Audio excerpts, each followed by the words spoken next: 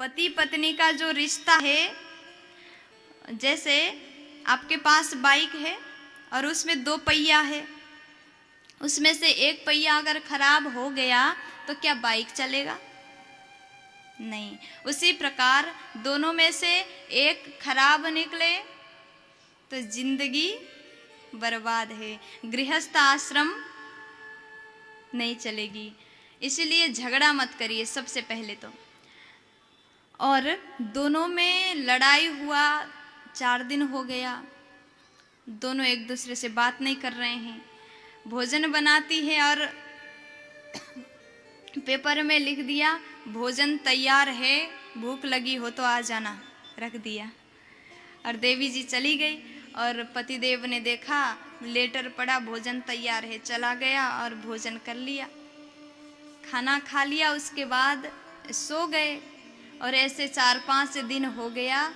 और उसके बाद एक दिन पति ने कहा, मुंह से नहीं कहा, लेटर में लिखा, मैसेज देना पड़ता है, जरूरी बात हो तो करना ही पड़ता है, लेकिन इतने दिन तक एक दूसरे से बात नहीं हो रहा था। तो उसने लिखा सोते वक्त, कल सुबह 5 बजे ट्रेन है और मुझे जगा देना 4 बजे, नहीं तो गाड़ी छूट जाएगी। और रख दिया, टेबल में रखा और पतिदेव सो गए। और थोड़ी देर बाद पत्नी भोजन करके आ गई, वहाँ पर पर्चा रखा हुआ था, उठाया और पढ़ लिया, कल सवेरे ट्रेन है 5 बजे का और मुझे 4 बजे जगा देना। तो कल हो गया, पतिदेव सो रहे थे। अब पत्नी 4 बजे उठ गई, पेपर निकाला और लिखा 4 बज गया है, आप जल्दी से उठ करके स्नान करिए, तैयार हो जाइए और भोजन भी तैयार है, खा करके चले जाना, आपकी आज्ञाकारिणी धर्मपत्नी कमला। और रख दिया और वो चली गई, सोने लगी। अब क्योंकि 4 ही बजा था, देवी जी सो गई। और सुबह हुआ, पति का आंख खुला तो घड़ी देखते हैं तो बज गया था 8। और गए, अब बोलना तो नहीं था, अब क्या किया जाए, बहुत क्रोध आ रहा है, जैसा लग रहा है अभी, बोलो ना जी। और गए और आंख दिखा करके कहने लगे इशारे से, क्यों नहीं जगाया, 8 बज गया है। तो पत्नी को हंसी आ गया, अब रोक लेती, अगर हंसी तो फंसी। अब पत्नी धीरे से चली गई और सोच रही थी कैसे बताऊं इनको, तो फिर से आ गई वापस। कहा आप सो रहे थे तो तकिया के नीचे रखा है। पति चला गया और तकिया उठाया, वहाँ पर्चा था, लिखा था 4 बज गया, भोजन कर लेना, सब तैयार है, 5 बजने वाला है, नहीं तो गाड़ी छूट जाएगी, आपकी आज्ञाकारिणी धर्मपत्नी कमला। तो पतिदेव ने जैसे देखा, सोचने लगा ऐसे तो नहीं चलेगा, अब कब तक बात नहीं करेंगे। और फिर से वो सहेली आ गई, उसको पता चल गया, सहेली को सब बताती थी वो, और उसको पता चल गया, कहने लगी वो सत्संग हो रहा है, वहाँ जाकर के अगर सुनोगे तो सुधर जाओगे, गृहस्थ जीवन तुम्हारा सफल रहेगा, नहीं तो रोज के झगड़ा से तुम्हारा ही नुकसान है।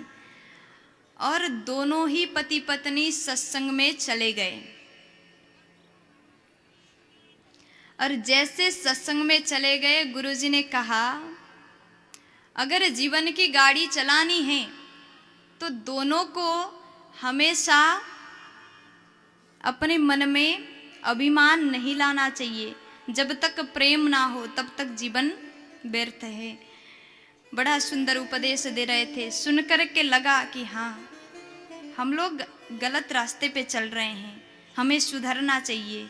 और घर गए, कहा था अगर मन में अहंकार हो तो जीवन की गाड़ी सफल नहीं है। घर में चले गए, पति ने सोचा अब तो बात करना पड़ेगा, अब पत्नी ने सोचा बात तो करना है, लेकिन शुरू कौन करें? दोनों के मन में ईगो है।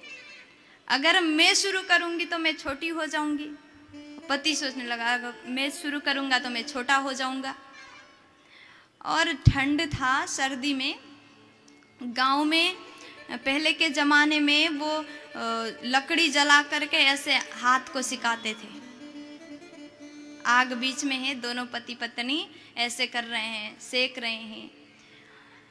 तो पतिदेव बैठे हुए थे और वो अंगारा बोलते हैं ना, वो एक छोटा सा अंगारा उनके कुर्ता में लग गया। और पत्नी ने देखा, पहले के ज़माने में वो धोती कुर्ता पहनते थे, जीन्स नहीं पहनते थे। तो जैसे धोती में वो लग गया, धीरे धीरे तेजी से जलने लगा। पत्नी को पता है अगर बता दूं तो मैं छोटी हो जाऊंगी, फिर पहले मुझसे शुरू होगा बातचीत, अब क्या करूं? तो आपका स्वभाव तो आपको पता ही है। तो उस माता ने, पतिदेव इधर थे तो इधर देखा, ऐसे इधर की ओर मुंह किया और कहने लगी किसी का कुर्ता जले तो मैं क्या करूं, किसी का धोती जले तो मुझे क्या करना।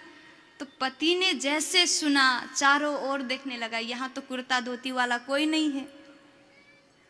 और नजर नीचे की ओर गया तो धोती जल रहा था, और जल्दी जल्दी से कैसे कैसे करके आग को बुझा दिया। और जा कर के सोच रहा है अब तो बोलना पड़ेगा, इसी के कारण बच गया, नहीं तो आज खुद ही जल जाता। प्यार से बोलो। अब पतिदेव गए और कहा देवी जी आई एम सॉरी। कभी भी झगड़ा हो समझ जाइए, ये तो बहुत जिद्दी हैं। माताओं के स्वभाव को तो सब जानते हैं, बात नहीं करेंगी, आपको ही सॉरी बोलना पड़ेगा, बोल दीजिए ना।